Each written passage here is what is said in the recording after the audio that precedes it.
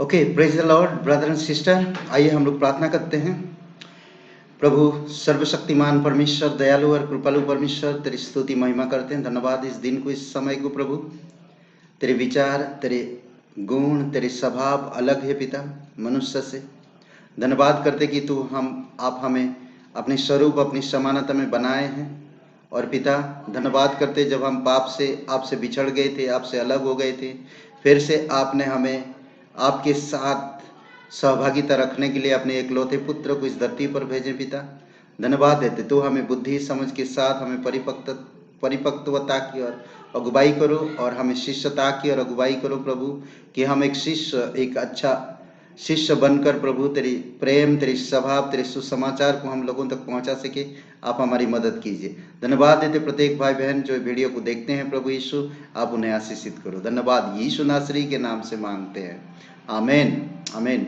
Okay, मसीह परिपक्वता के लिए मार्गदर्शन, हम लोग इस विषय में बात कर रहे हैं। और हम लोग निरंतर चलते जाना, इसके ऊपर हम लोग बात कर रहे हैं।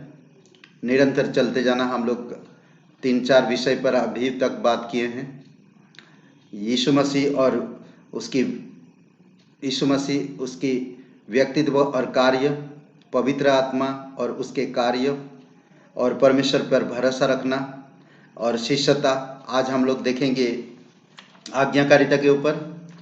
ओके, और ये एक अद्भुत बात है आज्ञाकारिता। आज्ञाकारी हर एक जगह पे आप देखेंगे आज्ञाकारिता बहुत जरूरी है। स्कूल हो या घर हो या स्कूल हो या कोई कंपनी या कोई कहीं पर भी आप जाएंगे, आज्ञाकारिता बहुत जरूरी है। आज्ञाकारिता ना हो तो हम लोग सहभागिता नहीं कर पाएंगे और ना ही हम उसके बारे में कह पाएंगे कुछ। आज्ञाकारिता बहुत जरूरी है। आज्ञाकारिता में हमें परमेश्वर की आशीष को खुलता है, आशीष को लेकर आता है अगर हम उसके अनुसार चलते हैं तो। आज्ञाकारिता, ओके, परमेश्वर ने हमें अपना वचन सिर्फ बुद्धि बढ़ाने के लिए नहीं दिया, बल्कि परिवर्तन होने के लिए भी दिया है। परमेश्वर अपने वचन को हमारी ज्ञान या बुद्धि बढ़ाने के लिए नहीं दिया, बल्कि इसलिए दिया है कि हम परिवर्तन हो सके। जब हम अपने जीवन में सत्य को लागू करते हैं, जब हम अपने जीवन में सत्य को लागू करते, पवित्र वचन का पालन करते हैं, केवल तब हमारे जीवन में अर्थपूर्ण परिवर्तन होते हैं और होंगे। ओके, कई बार हम कहते हैं प्रभु प्रभु, पर उसकी बात नहीं सुनते, तो कैसे लगता है? आज मैं कहता हूं पिताजी पिताजी मुझे ये चाहिए, मुझे वो चाहिए, पर पिताजी जो कहते हैं मैं उनकी बातें नहीं सुनता हूं। या एक पति पत्नी, पत्नी कहता पति से ये चाहिए वो चाहिए वो चाहिए, पर पति जो कहता पत्नी को वो नहीं पत्नी करता है। तो ये सारी चीजों में आप सोच सकते हैं ना। उसी प्रकार परमेश्वर, एनीवे हम लोग आइए देखते हैं वचनों में। कुछ वचन है लूका का 6वां अध्याय और वचन 46। लूका 6 और 46 में कहता है, जब तुम मेरा कहना नहीं मानते तो क्यों मुझे हे प्रभु कहते हो। सिंपल सी बात, जब तुम मेरा कहना नहीं मानते तो मुझे हे प्रभु क्यों कहते हो। छोटी सी बात है। प्रभु की बातें अगर नहीं मानेंगे और प्रभु से हम आग्रह रखेंगे और कहेंगे कि प्रभु ऐसा है प्रभु वैसा है, तो फिर कुछ फायदा नहीं, कुछ मतलब ही नहीं, इसमें कुछ अर्थ ही नहीं है। हमें प्रभु की कहना मानना होगा, तब हमें प्रभु प्रभु कहेंगे तो प्रभु जरूर सुनेगा। संभवोपदेशक 12:13 में कहता है, सब कुछ सुना गया, अंत की बात यह है कि परमेश्वर का भय मान और उसकी आज्ञाओं का पालन कर, क्योंकि मनुष्य का संपूर्ण कर्तव्य यही है। 12 और 13 में संभवोपदेशक। सब कुछ सुना गया, सब कुछ जाना गया। परमेश्वर का भय मान और उसकी आज्ञाओं का पालन कर। ये दो चीज जरूरी है, ये दो चीज जरूरी है। परमेश्वर का आज्ञा मान और उसका भय रख। क्योंकि हमारा संपूर्ण जीवन का कर्तव्य यही है। आज्ञा मानेंगे, परमेश्वर आपका सुनेगा, आपको आशीष देगा, आपको सामर्थ देगा। चेलों को क्या कहा? यीशु मसीह ने जाने से पहले, स्वर्ग ग्रहण होने से पहले, यरूशलेम में बने रहो। जब तुम बने रहोगे, यरूशलेम में रहोगे, तब तुम सामर्थ पाओगे, पवित्र आत्मा का सामर्थ। तब तुम हर एक जगह पे, यरूशलेम, यहूदिया, सामरिया और पूरी दुनिया के छोर तक जाकर मेरे गवाह बनोगे। चेले लोगों ने उनकी बात सुनी और वहीं पर बने रहे, और हम देखते हैं पवित्र आत्मा ठीक समय पर उतरा और वो सामर्थ पाए। और हम देखते हैं यरूशलेम में पतरस प्रचार करता तो 3000 लोग एक साथ प्रभु पर विश्वास करते। इसीलिए हमें प्रभु की आज्ञा मानना है। ओके, यही हमारा कर्तव्य है, हमें उसका भय रखना और उसकी आज्ञा मानना। व्यवस्था विवरण की किताब में 6वां अध्याय 5 और 6 वचन में कहता है, तू अपने परमेश्वर यहोवा से अपने सारे मन और अपने सारे प्राण और अपनी सारी शक्ति के साथ प्रेम रखना, और ये आज्ञाएं जो मैं आज तुझको सुनाता हूं वे तेरे मन में बनी रहे।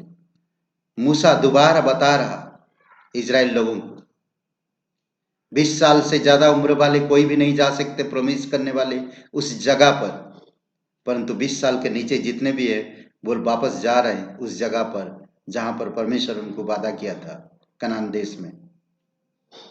ओके, तो तभी मूसा ये बता रहा, तू अपनी परमेश्वर यहोवा से अपने सारे मन, सारे प्राण, सारे शक्ति के साथ प्रेम कर और उसकी आज्ञाएं मान। आज्ञाएं मानना। आज अगर मैं कोई कंपनी में काम कर रहा हूं और मैं अपनी मर्जी से काम करता हूं तो कंपनी कभी भी पसंद नहीं करेगा, मुझे सैलरी नहीं देगा, मुझे कंपनी से कोई आशीष नहीं मिलेगा। परंतु कंपनी के हिसाब से कंपनी जो कहता है मैं उसी तरह काम करता हूं। कोई भी एक छोटा मोटा दुकान में भी अगर किसी को रखा है वहां पर काम करने के लिए तो आज्ञा मानना पड़ता है हर जगह, तभी उनको वो सैलरी मिलती है। क्या आप परमेश्वर की आज्ञा मानेंगे? क्या परमेश्वर आपको जो वादा करता वो पूरा नहीं करेगा? जरूर पूरा करेगा। इसलिए परमेश्वर की आज्ञा मानो। यूहन्ना का 14:21 में कहता है, जिसके पास मेरा आज्ञा है वह उन्हें मानता है। अगर आपके पास आज्ञा है, पवित्र बाइबल है, तो आप उसकी आज्ञा मानेंगे। कहता है, देखिए, जिसके पास मेरी आज्ञा है और वह उन्हें मानता है वही मुझसे प्रेम रखता है, और जो मुझसे प्रेम रखता है उससे मेरा पिता प्रेम रखता है, और मैं उससे प्रेम रखूंगा और अपने आप को उस पर प्रकट करूंगा। अगर आप आज्ञा मानते हैं, उसका वचन है, उसकी आज्ञा आपके पास है, आप आज्ञा मानते हैं, तो यीशु आपसे प्यार करता, परमेश्वर आपसे प्यार करता, यीशु मसीह आपसे अपने आप को प्रकट करेगा। अद्भुत है। पहला यूहन्ना का 2 अध्याय वचन 4 में कहता है, जो कोई यह कहता है कि मैं उसे जान गया हूं और उसकी आज्ञाओं को नहीं मानता वह झूठा है और उसमें सत्य नहीं है। क्लियर है, सिंपल सी बात है। पहला यूहन्ना 2 अध्याय वचन 4 में, जो कोई यह कहता है कि मैं उसे जान गया हूं और उसकी आज्ञाओं को नहीं मानता वह झूठा है और उसमें सत्य नहीं है।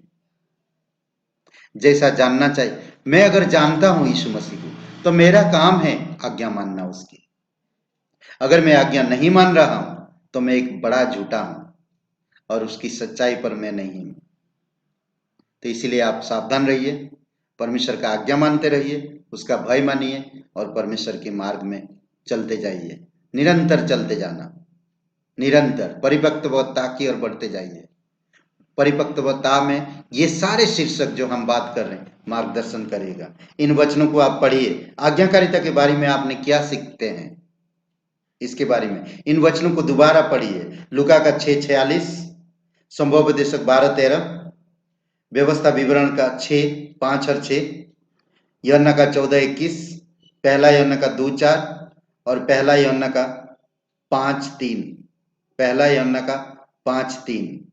ओके, और व्यवस्था विवरण का 6वां अध्याय 5 और 6 वचन को याद करिए, मुखस्त करिए, कंठस्थ करिए। ठीक है, आमीन। आज्ञाकारिता, आप आज्ञाकारी बने, परमेश्वर आपको आशीष दे। परमेश्वर आपसे प्यार करेगा, परमेश्वर आपको अपने आप को प्रकट करेगा आप पर। आप महान काम करेंगे, आप महान लीडर बनेंगे, महान अगुवा बनेंगे, एक अच्छा प्रचारक बनेंगे, एक अच्छा प्रबंधकारी बनेंगे, एक अच्छा पिता बनेंगे, एक अच्छा परिवार का सदस्य बनेंगे, एक अच्छा कलीसिया का सदस्य बनेंगे, और प्रभु आपके जीवन के द्वारा अद्भुत काम करेगा। आमीन, हालेलुया, प्रेज द लॉर्ड। आइए प्रार्थना करते हैं। पिता परमेश्वर, प्रत्येक भाई बहनों को जो ये वचन सुन रहे हैं, उनके जीवन में यह आज्ञाकारिता हो, तेरे वचन उनके साथ रहे प्रभु, और आज्ञाकारिता में बढ़े।